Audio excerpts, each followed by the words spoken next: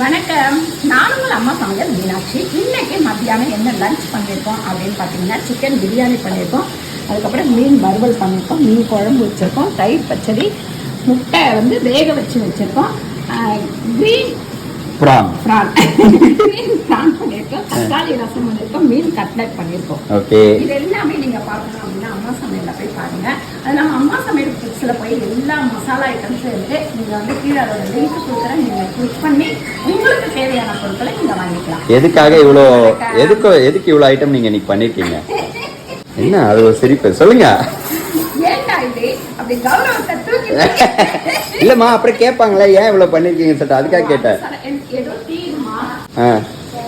முன்னதான் ரமேஷோட பர்த்டேக்கு நாங்க வந்து வெளியில போயிட்டோம். இங்க யாருக்குமே எதுவுமே சமைச்சு கொடுக்கல. அதனால இங்க நம்ம எல்லாருக்கும் நல்லா அழகா சமைச்சு அவங்கள வந்து சந்தோஷமா சாப்பிட சொல்லலாம் அப்படின்றதுக்காக இதை